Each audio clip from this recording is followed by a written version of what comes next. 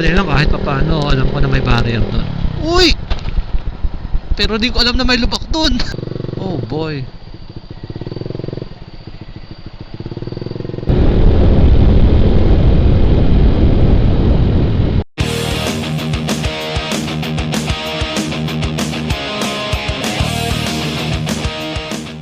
What's up mga idol? Nandito tayo ngayon sa may Supreme Oil dito sa Real. Time check natin, it's 9:45 in the evening. So dito tayo mag-take off. Tara na, back na tayo. Simulan na natin to.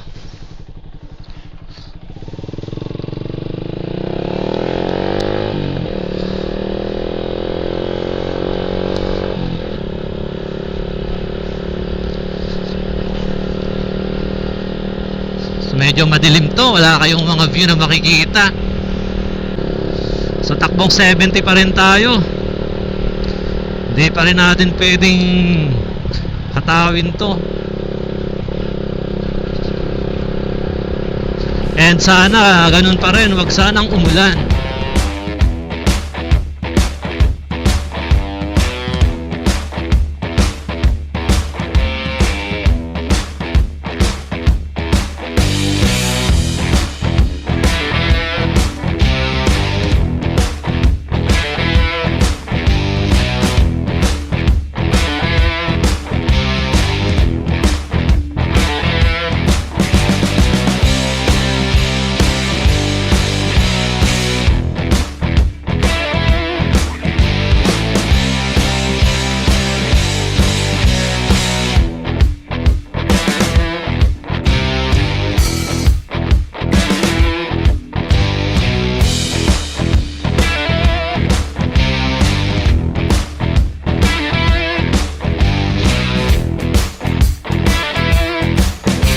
Kaya pa sana ako aalis pero sabi ko samantalahin ko na habang wala pang ulan, habang kampante pa at kalmado pa, kasi baka mamaya biglang bumuhos ang napakalakas na ulan ako. Yun ang isa sa mga ayaw kong biyahe, ang umuulan. Mas gugustuhin ko pa yung mainit. Pero lakas na ng hangin, no?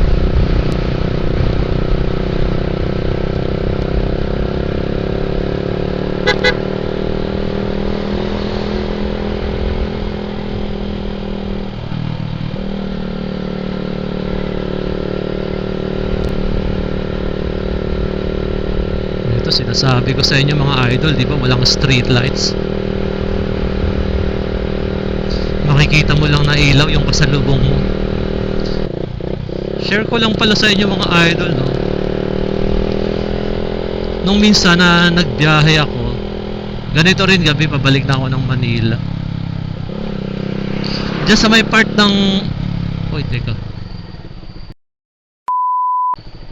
Disgrasya.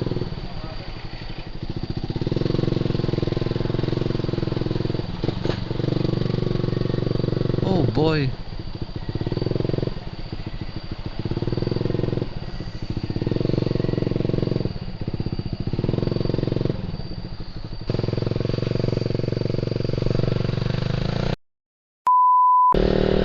Yun ang mahirap Tapos karamihan pa naman sa mga rider dito sa amin, mga lokal, walang helmet. So yun nga po, ingat talaga po tayo sa mga ganitong zigzag, lalo na kapag di natin kabisado. Nung minsan dun sa may Tignuan, mag-asawa nakipaglangay sila doon sa kabilang bayan. So pauwi na sila ng Real. I think doon sila sa Barangay Lubayat ba or Pandan pauwi. Gabi yun maulan. Ganito din, papalik na ako ng Manila. Doon sa may pagliko doon, bigla na lang bumulaga sa akin si kuya, naghihingi ng saklolo. Buti na lang di ganun ka bilis yung takbo ko. Talagang nakaharang talaga siya sa daan Kung medyo mabilis siguro yung takbo ko, baka na bundol ko rin yun. So ang nangyari pala doon, habang tumatakbo siya, driver yung lalaki, yung babae niya nakatulog sa likod, yung angkas niya, tapos nalubak. Siguro pag bounce, nahulog si Backride, which is yung asawa niya. Ang masama doon, tumama ang ulo. Tumama yung ulo niya kasi mga walang helmet eh. So nung paglapit ko dun sa babae, nakahandusay, nasa gitna talaga kasi sila ng kalsada nun. Dumudugo na yung tenga. So sabi ko medyo malala ang tama nito. So wala pang rescue nung time na yon. So sabi ko sa kanya, wag muna niyang galawin. Tumawag ako ng tulong do sa may barangay hall ng Tignuan. Sakto may mga may liga sila, basketball. Andun yung mga taga barangay. So tawag kami ng rescue. So hindi ko na nasubaybayan nun. Basta ang alam ko lang nung bago ako umalis nun, kasi parang wala yata silang load nun na pangtawag or walang makontak. Alam ko cellphone ko rin yung ginamit na pantawag ng rescue. So pagdating ko ng Laguna, nag-stop over ako sa Laguna para magpahinga, tapos magkape na rin. Tinawagan ko ulit yung rescue na nag-rescue sa kanila. So ayun, okay naman daw, nasa ospital na. Hindi ko na lang alam kung ano na nangyari ng mga sumunod na araw doon. Pero sana okay na yun.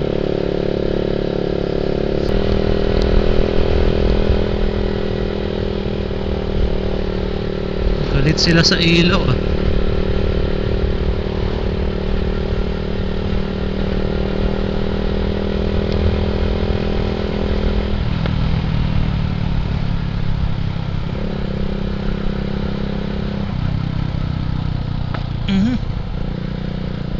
Overshoot.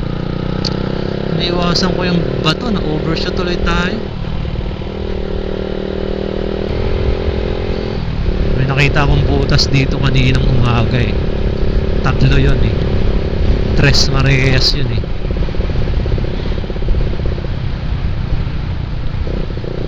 Yun. Nilagyan nila ng minsan ayoko na mag high beam eh. Baka mamaya may makita ako sa unahan na hindi ko dapat makita. Welcome to First District of Laguna.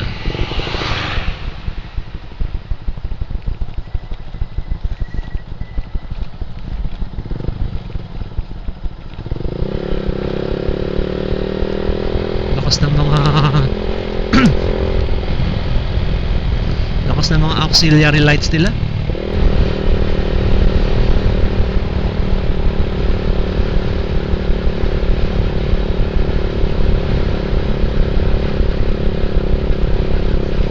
Hindi na bababa. Taba. Itinaas pa lalo eh. Diba tapos ganyan? Bad trip. Hinay beam ka.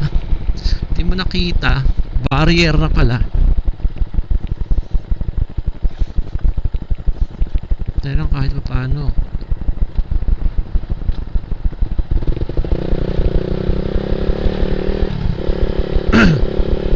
Wala lang kahit pa paano, alam ko na may barrier doon. Uy!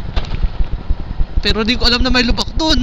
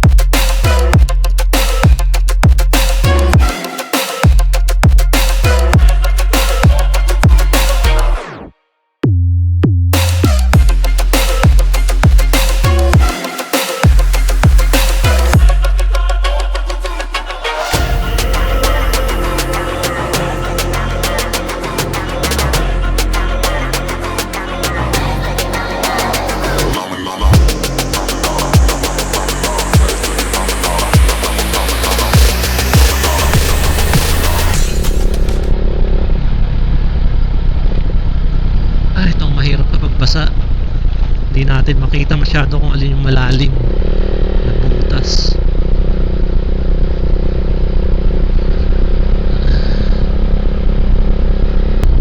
Dito tayo sa gilid kasi para ka dyang nasa daming butas.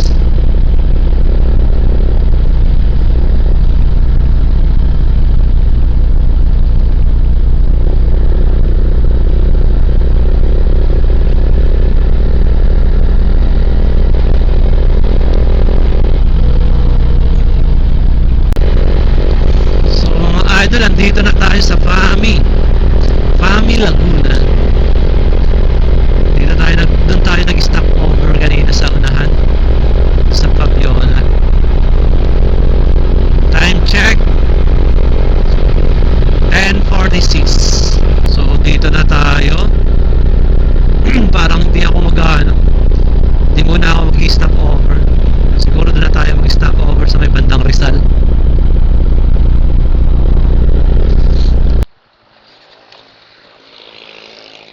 Dito tayo sa may Babitak, Laguna. Dito na tayo nabutan ng pagkalobat. Ayaw mag-start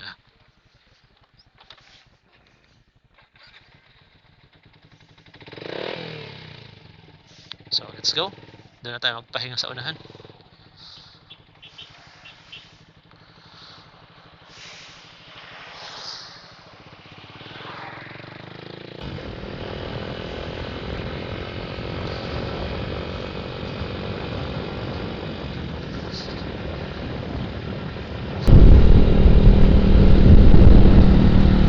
Yun, sabayan natin yun, no?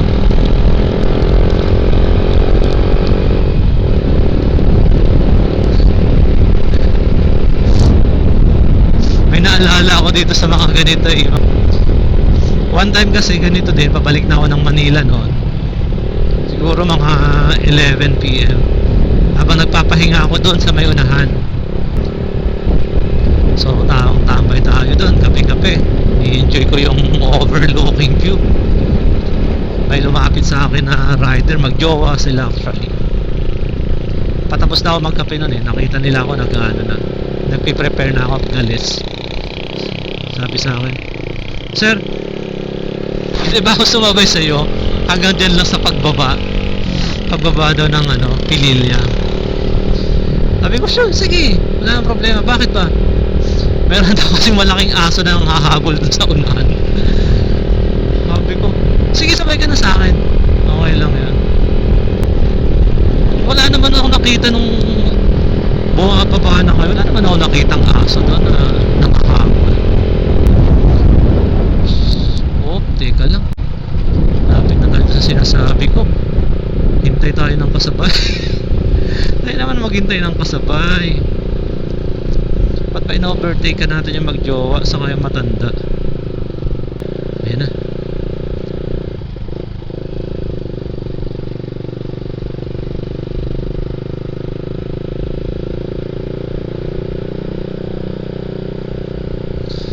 Malapit na kasi tayo mga idol sa Balite. Ayan.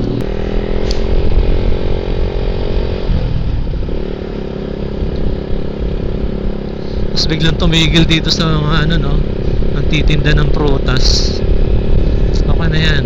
Maintain na natin yung distance sa ganyan.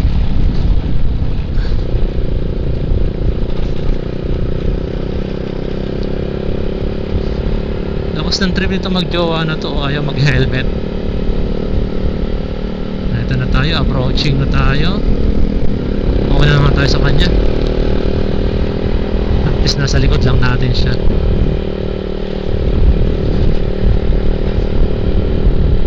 Paghala natin para pasabay natin siya. Ito na yung Balite Drive eh. Ay, Balite Drive. Malaking puno ng Balite eh. Sinahan natin.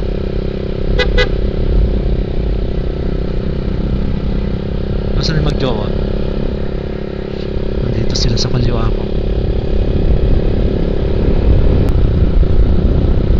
Okay na. Pwede na natin silang iwanan. Nakalagpas na tayo. Ito mga idol, yung Katayan. San Miguel ata to. Kapag ka morning, siguro mga 4 AM, marami na dyan mga, ayan o, ngayon pa nga lang, mayroon ng mga karning baka. Ang maganda kasi dyan sa mga tinda nila is mga native na baka talagang tinitinda nila. Hindi kagaya mga nabibili natin sa mga palengke sa Manila na ano, yung mga frozen na imported.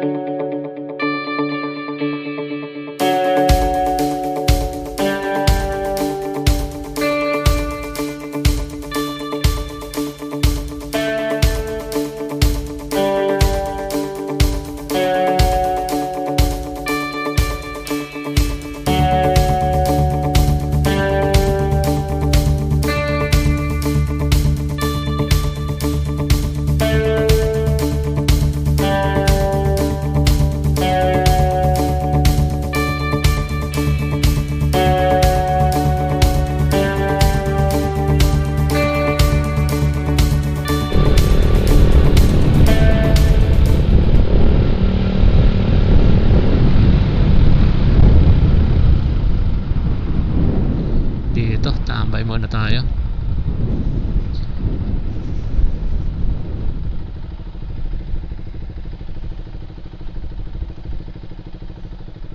So bakit parang ano?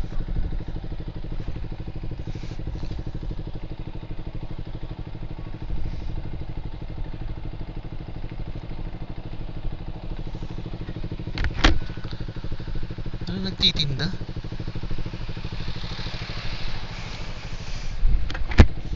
Diyan lang nga tayo sa baba.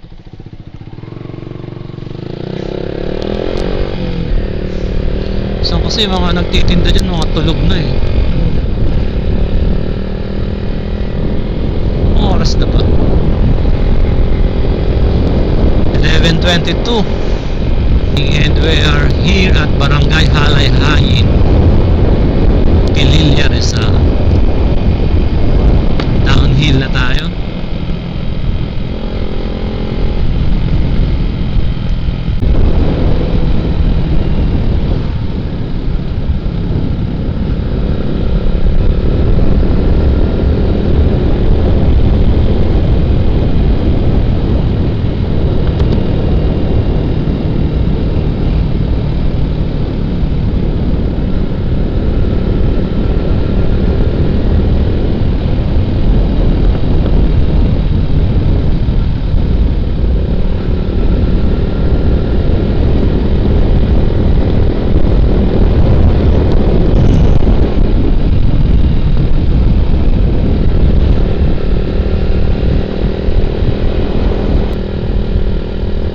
Stop over tayo dito sa 7-Eleven. Ay, sa sari-sari store na lang. Hanap tayo ng ano, maangas-angas na sa sari-sari store.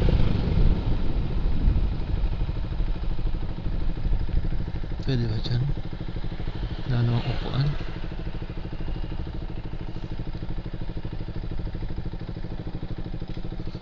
Ito.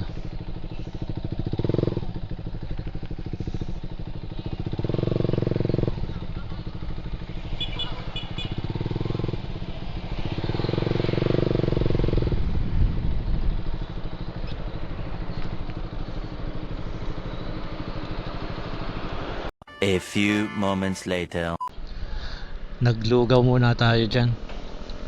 Go to lugaw. And nag soft drinks na rin tayo para medyo gising tayo. Nararamdaman ko na rin kasi yung pagod simula kaninang umaga na biyahe natin hanggang ngayon.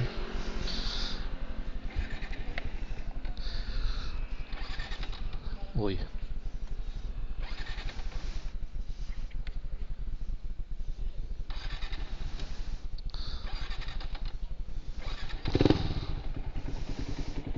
Pinapakaba mo naman ako eh. Sa time check natin 8 minutes before 12 midnight. And andito tayo sa may Pililla, sa may baba na. So mula dito hanggang Makati siguro mga 1.5 hour na lang. 1.5 hour or 2 hours. Ang hirap naman na ito. So tara na, backpack na tayo ulit.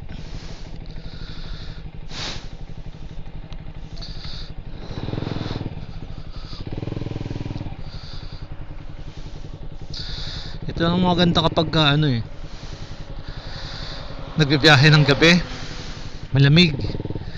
And bukod sa malamig, wala masyadong traffic, konti lang yung mga sasakyan sa daan. Pag-ahon natin sa Teresa, natatansya ko kasi dati pagka-ahon ko ng Teresa, nakukuha ko ng 1 oras mula doon sa may Antipolo ng Makati.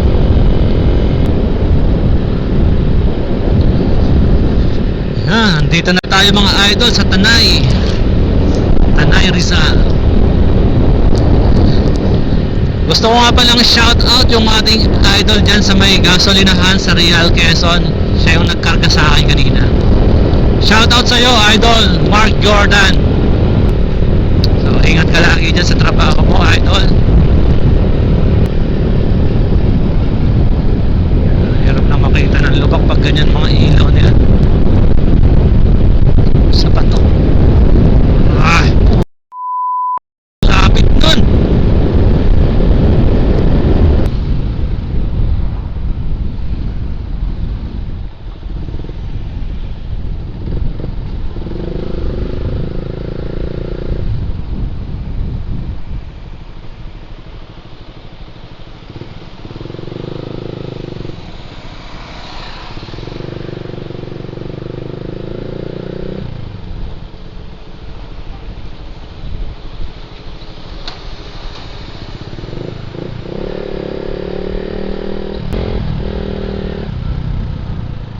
Uy, siraan. Alanganin pa yung pwesto nila. Kawawa yung truck doon sa unahan kung ay sa likod may sinusundan kang ganon tapos biglang nasiraan. Kakapusing ka talaga doon, mabibitin ka.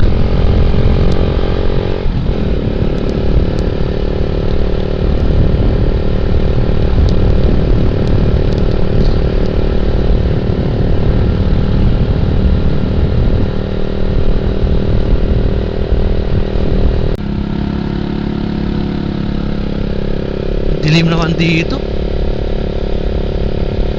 Laman lang ba silang pa street lights?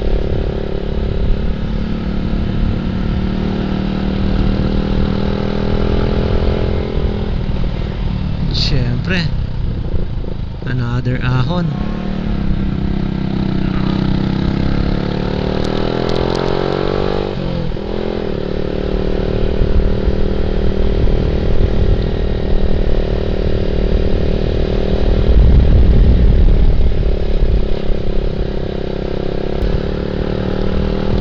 Konti na lang,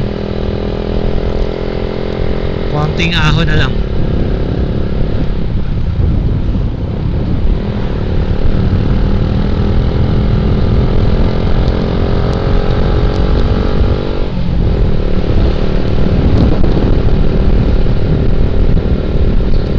Okay, dito na tayo sa tuktok. Downhill naman tayo mamaya doon sa unahan. Ayan na tayo pa.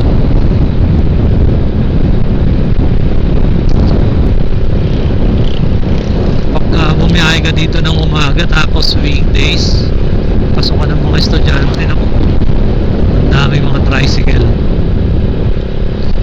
Tapos hindi naman sa nila lahat, pero ilang beses na ako naka-encounter dito ng mga tricycle na literal talaga, liliko muna sila bago tumingin. Kakagulat.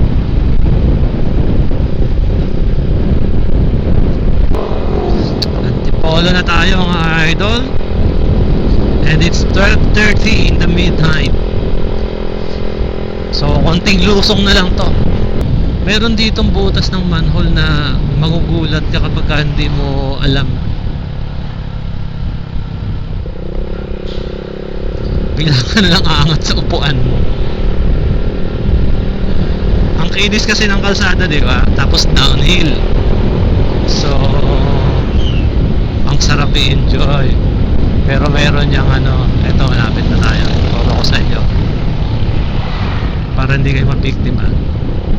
Ayan, idol, ayan, ayun, yung manhole na yun. Nabiktima na ako nung una.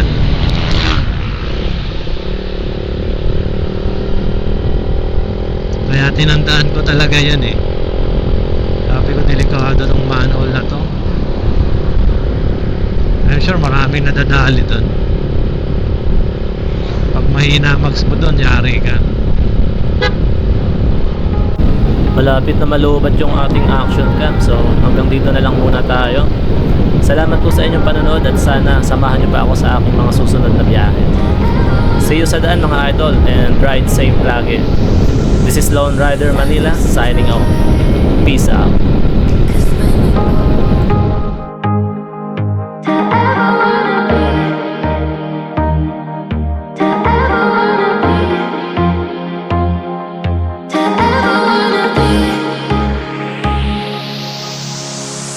Nothing seems right, 'cause when you're born I lose my sight. It's harder at night, the good and strong can't show my eyes. Do you still think of me? I get a feeling you're lost in a dream. Told me I'm all that you need, but you're too far